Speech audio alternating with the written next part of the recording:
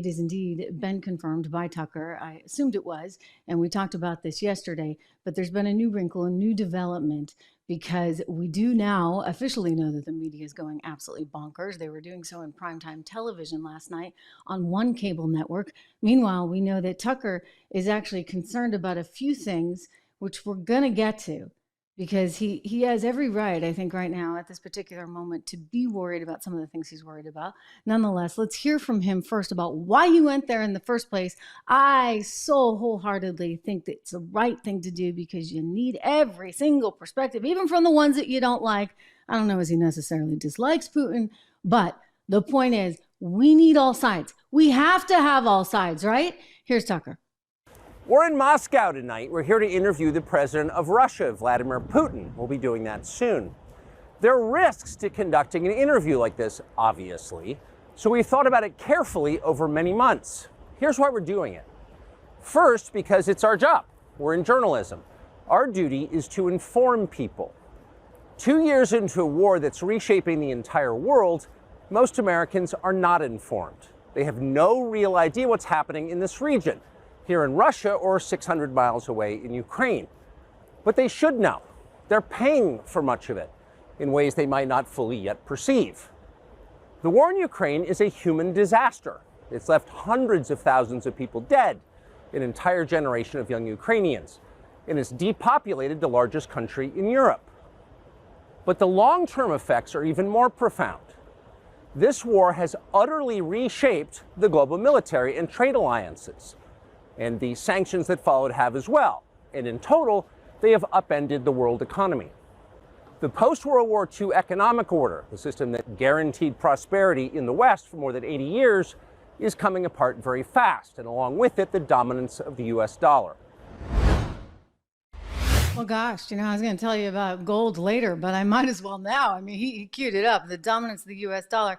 I don't know if it's going to happen overnight, but listen, I'm interested in seeing this interview because he's absolutely right. There's been this shift in the balance of power. We don't have the status that we once had, and we need to reassess, I think, accordingly.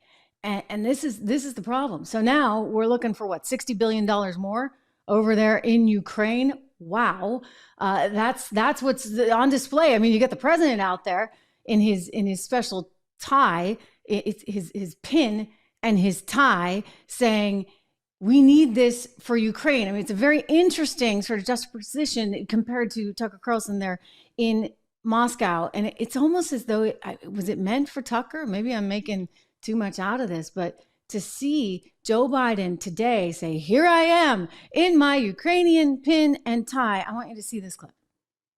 I'm wearing my Ukraine tie, my Ukraine pin, which I've been wearing because they're in dire straits right now, defending themselves against a Russian onslaught, a brutal conquest. The clock is ticking. Every week, every month that passes without new aid to Ukraine means fewer artillery shells, fewer air defense systems, fewer tools for Ukraine to defend itself against this Russian onslaught. Just what Putin wants. Yeah, you know what? It's not plain and Peoria, as they say, right? Because I think that people have kind of had it. They feel like there's something that they don't know. And when you hear, as we have heard over and over and over again, about the leakage, shall we say, to be gentle about it, I guess we could say stealing in Ukraine of all of our taxpayer dollars going to, well, the guy who's the head of defense, who then gets fired by us, whose deputy also was siphoning off cash, who was fired by the head of defense, who was fired by us. I mean, it goes on. And you say, wait a second, can't we have some accountability? And people are like, no, you just have to do this blindly. And we're like, wait, what? Why? And so again, it is so critical. It is essential that we have all sides. You know, the amazing thing about nowadays is that we can get all sides. Here I am talking to you, you talking to me, and we're doing this in a live streaming fashion. Tucker Carlson's out there, started his own network. You have podcast after podcast after podcast. The information is flowing, and that is good. That is positive. Look, I'm a journalist. It's all I ever wanted to be. Well, not technically. I did actually want to be an opera singer. And then I was had a brief career on Wall Street. So, a few detours along the way, but I did start out when I was about 10 at the local newspaper. I'm a journalist. I want to hear from all sides. And then, thank you very much, I'll make my own decision. And you can make your own decision, but shouldn't you be entitled to see it all and hear it all? You know, in the old days, all of the networks basically had a line into the administration a line into the networks. It still happens. It still happens. And so you'll hear from the administration in some way, shape, or form, and from your bosses if you're kind of out of line, if they don't like what you're doing. I mean, for goodness sakes, Tucker Carlson got that. Did he not? I mean, think about what happened over J6. Think about Chuck Schumer being on the floor of the Capitol Hill, going after him, going pretty darn hard. I mean, when you got a sitting U.S. senator saying it's kind of a big deal, and the bosses, I don't think they knew what to do. Watch this. Millions of Americans tuned in to one of the most shameful hours we have ever seen on cable television. Fox News host Tucker Carlson ran a lengthy segment last night arguing the January 6th Capitol attack was not a violent insurrection. I don't think I've ever seen a primetime cable news anchor manipulate his viewers the way Mr. Carlson did last night. So Chuck Schumer was really mad. They were all mad. Everybody was really, really mad. Well, guess what? They're mad right now. They're mad again. Apparently, according to Tucker, and I'll let him tell you, he tried to get an interview with Putin before. And then all of a sudden, apparently, had his phone tapped. He said it's happening again. That they're doing it again because he's contacting the people in Russia. You know, there's this little thing, the Patriot Act, which means if you ever contact anyone overseas like that, then they have the right to go through all of your stuff. So I guess they know my grocery list for tonight.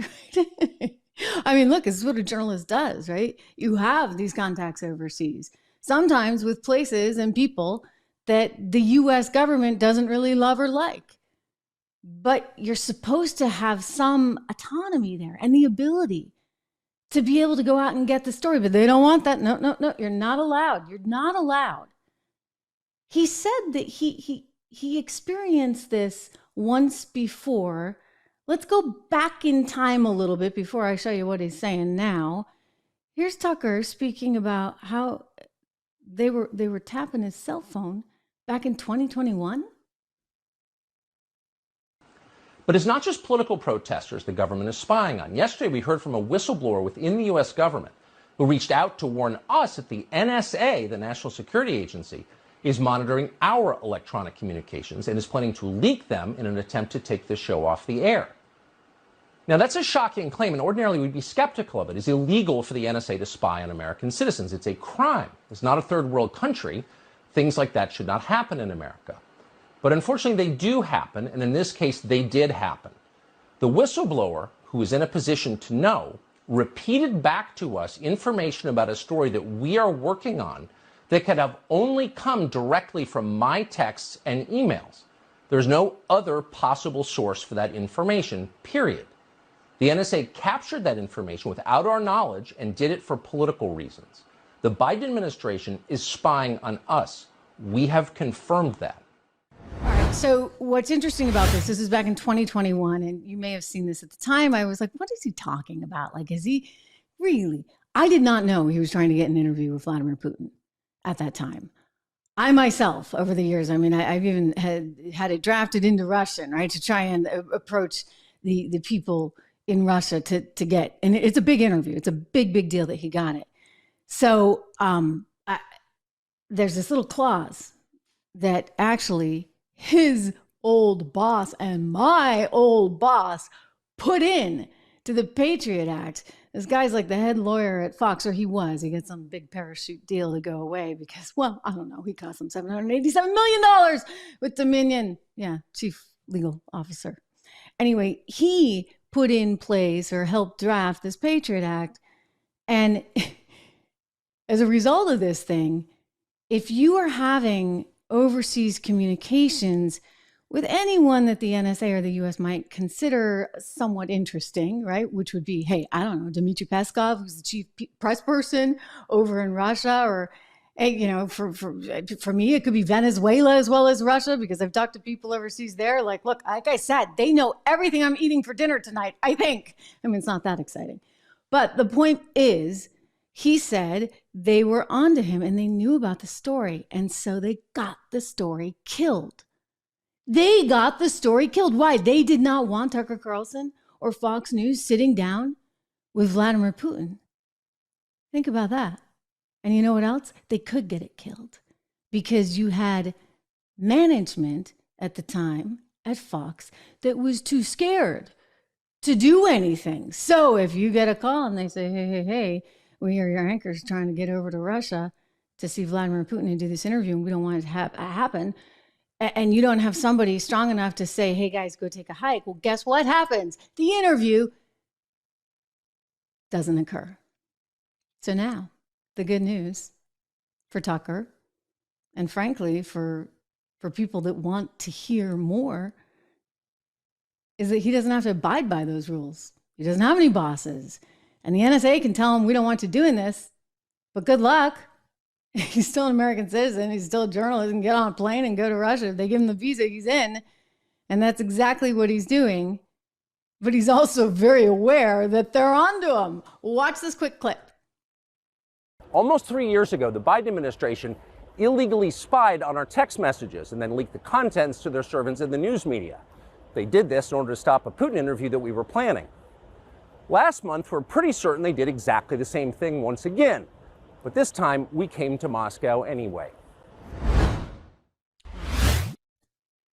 So I don't know if it's technically illegal. I mean, again, I think that our old boss drafted this thing as part of the Patriot Act. And if you're talking to anyone overseas, boom, they can just whoosh in, and it's not right. And they shouldn't be able to do it. And that's, I remember people warning. It's what I did a story on years ago. The concern was, all right, you're going to cast a net because you want to go after people that you believe are going to do bad things to the country. And this was after 9/11. That's when it went into being. And so understandably so, they wanted to be able to get every Tom, Dick, and Harry that they thought could possibly be a problem. But when you write laws like that and you sort of change the freedoms that we have in the process, then that's that slippery slope. And that's also the issue of, be careful what you ask for, right? Because then it can come back to bite you in different kinds of ways and can be used outside of the scope of what it was intentionally designed for or originally designed for. And that may be the actual case. So, gosh, Tucker, careful. And I'll make sure to be cautious on my own grocery list. I'm telling you, this is really wild.